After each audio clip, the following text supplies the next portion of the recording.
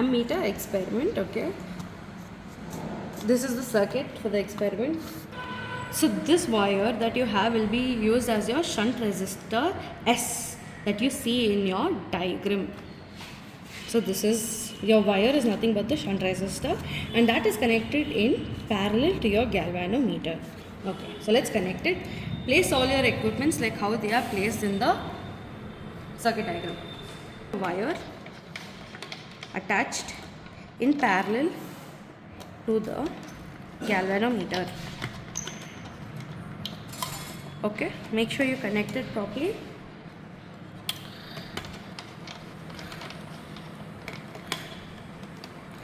Now, the left hand side of your galvanometer is connected to the negative of your ammeter. The left hand side of my galvanometer is connected to the negative of my ammeter. Okay, and then the positive of your milliammeter is connected to the positive end of your battery. It is this end. Is that? Yeah, this is the lower end, and this is the other lower terminal, and this the terminal that is on top will be your upper terminal. Okay, so in your circuit diagram, the negative of your battery is connected to the lower end of your rheostat. Done. And then positive part is connected to the right hand end of the galvanometer that's been marked in white in the picture. Adjust the length of the wire S in such a way that you get exactly 30 deflections on your galvanometer.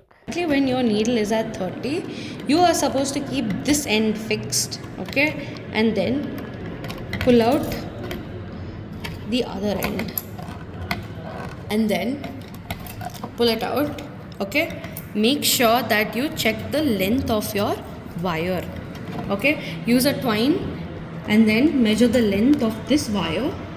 Okay, and then keep the twine on the scale and note down the new length value, which is L dash. That will be your practical length. Keeping this, you calculate your S dash value, and that will be the experimental value of your shunt resistance. The observation. The very first observation which will be given to you is the resistance of your galvanometer, capital G, which is nothing but 45 ohm. The next thing that will be given to you is K, which is nothing but the figure of merit, and that value is 1.65 into 10 raised to minus 5 ampere per division. The third thing that you have to calculate is Ig, which is nothing but the current flowing through your galvanometer. That will give you full scale deflection.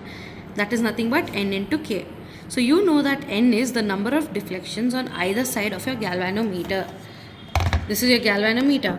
N is nothing but 30, because once this needle deflects, you will get 30 on either sides of your 0. From here to here also it's 30, from here to here also it's 30. So your N is nothing but 30. So substitute that, and your K is nothing but 1.65 into 10 raised to minus 5. When you multiply these two, you will be getting 49.5 into 10 to the power minus 5 ampere. Okay. The next thing that will be given to you is the radius of the wire, which is nothing but 0.34 millimeter. Please don't forget to convert it to meter. So it is 0.34 into 10 raised to minus 3 meter. Now, the most important thing is the current. This value will be given to you by the examiner. In this example, I am taking it to be 50 milliampere. Please don't take it as 50 ampere, because 50 ampere is a huge amount of current and it will damage all your equipments. So this can be written as 50 into 10 raised to minus 3 ampere. We know that the formula for this experiment is nothing but S is equal to, S is nothing but your, what is it? Shunt resistance.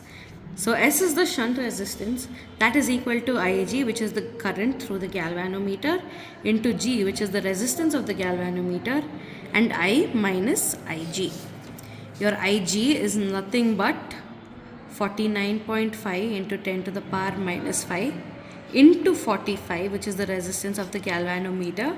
Divide that by 50 into 10 raised to minus 3 minus 49.5 into 10 raised to minus 5.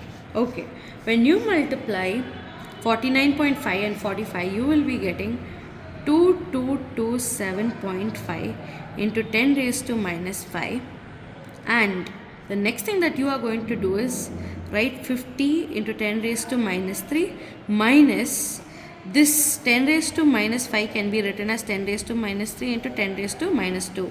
So you will write this as 49.5 into 10 raised to minus 3 into 10 raised to minus 2.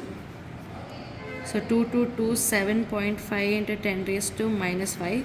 Here you can take 10 raised to minus 3 out as common, and you'll be left with 50 minus, what will you be left with here? You will be left with 49.5 into 10 raised to minus 2. You can write this as 0.495. Now next thing that you will be getting is 2227.5 into 10 raised to minus 5 divided by this 10 raised to minus 3, get it over to the numerator, it will become plus 3. You will be left with 50 minus 0.495.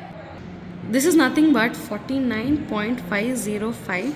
Getting 44.99 into 10 raised to minus 2. You can write this as 0.449 ohm. Therefore, your theoretical value of your resistance or your shunt resistance is 0.449 ohm. So the next thing that you have to determine is your length. This is nothing but the theoretical length, and that is given by L is equal to S pi R square by rho. Okay, so now please note that the rho value will be given to you. In the lab, we've taken rho value to be 1 into 10 to the power minus 6 ohm meter. So therefore, please substitute. The S value that you have obtained is 0.449 into 3.14 into the R value here is nothing but 0.34 millimeter. Please convert that to 0.34 into 10 raised to minus 3 meter. And once you write it here, it will be 0.34 into 10 raised to minus 3 the whole square. Divide that by 1 into 10 raised to minus 6.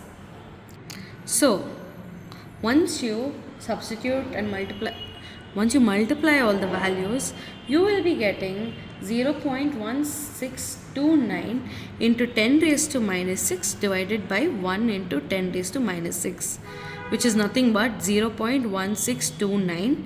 10 to raised to minus 6 and 10 raised to minus 6 gets cancelled. So you are left with 0.1629 meters. This is nothing but your L value. So the L value is nothing but 0.1629 meter. In order to measure it using a twine, you convert it to centimeters. So you will be getting 16.29 centimeters. That is your L value. Yeah, done. Now let us say that after the experiment was done, the new length of the wire that you got is nothing but L dash, and it is around 16.5 centimeter. Okay, your job is to convert it to meters. Therefore, you will be getting your L dash as 0.165 meter. Okay, so now you found S, which is your theoretical shunt resistance. You found L, which is your theoretical length value. After doing your experiment, you found out L dash, which is your practical length. Next thing that you have to find out is S dash. Therefore, we know that the formula is given as S dash is equal to rho L dash by pi R square. Rho is nothing but 1 into 10 raised to minus 6 into your new length. You have to substitute in terms of meter. That is nothing but 0.165. Divide that by 3.14 into 0.34 into 10 raised to minus 3 the whole square. So now 0.165 divided by 3.14. 3.14 is nothing but 0.0525 into 10 raised to minus 6. Divide that by the square of 0.34, which is nothing but 0.1156 into 10 raised to, this 10 raised to minus 3 the whole square can be written as 10 raised to minus 6. Okay, so this and this gets cancelled. So all you're left with is these two terms.